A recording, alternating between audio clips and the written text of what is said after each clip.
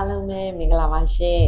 ကျမချေရတဲ့ music ကလေးလေးတွေအတွက် part 2အစဉ်စဉ်လေးမှလည်းပြန်လည်ကြိုဆိုလိုက်ပါတယ်ရှင်အဲ့တော့ကျမဒီနေ့ part 2အကြောင်းအရာလေးပြပြချင်တာကတော့အဓိကတော့မိဘနဲ့ကလေးတွေချားမှာပေါ့နော်ကျမတို့ဆက်ဆံရေးတွေတည်လဲစေချင်တာပိုကောင်းတဲ့ milestone လေးတွေကျမတို့ဖန်တီးပေးချင်တာပေါ့နော်အဲ့ဒီအတွက်ပုံမထိရောက်တဲ့နည်းလမ်းတွေရှိပါတယ်ရှင်အဲ့ဒါလေးတွေကတော့ဘာလဲဆိုလို့ရှိရင်ကျမတို့အပြုသဘောဆောင်တဲ့စီကံထင်ကြောင်းခြင်းပါပဲ Oxford University ကနေပြီးတော့ကလေးနှစ်ယောက်ရဲ့မိခင်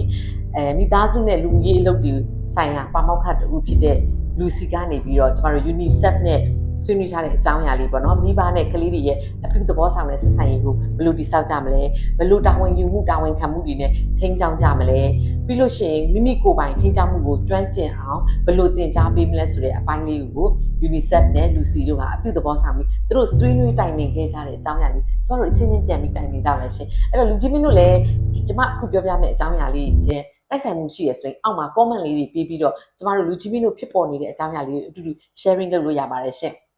အဲ့တော့ကျမတို့မြန်မာမိဘတွေပေါ့နော်အထူးသဖြင့်ငယ်ကလေးလေးကိုဦးဝဲဆိုပြီးမွေးလာတဲ့ကကျမတို့တခါလေကလေးလေးကိုကျမတို့အချင်းရင်မနာအောင်အပြင်က virus တွေမဝင်အောင်ပြီးတဲ့တခါတခုခုဆိုလို့ရှိရင်ချင်းရင်မနာအောင်ပေါ့ကျမတို့အမြဲတမ်းစောင့်ရှောက်တယ်ပေါ့နော်ချင်းရတာချမ်းသာတာ doesn't matter ပေါ့နော်ကျမတို့အမြဲတမ်းတိတ်ကဲအမြဲတမ်းလုပ်တယ်လိုအပ်တာတဲ့ကျမတို့ပို့ပြီးတိတ်ကဲလုပ်တယ်ပေါ့နော် including me ပေါ့နော်ဟုတ်တယ်လေကိုယ်ကလေးပဲလိုအပ်တာတဲ့ပို့ပြီးဆိုင်ရမှာပေါ့သူများ view site တယ်ဆိုတာဘယ်ပြင်းတာပေါ့ကိုယ်ကလေးကိုပို့ပြီး view site ရမှာပေါ့နော်အဲ့တော့ကျမတို့ကပို့ပြီး view site တော့မိဘတွေတငယ်ချင်းတွေမိတ်ဆွေပေါင်းတဲ့အိမ်လာလဲဘာပြောလဲဟဲ့အကဲကိုပို့လိုက်တာ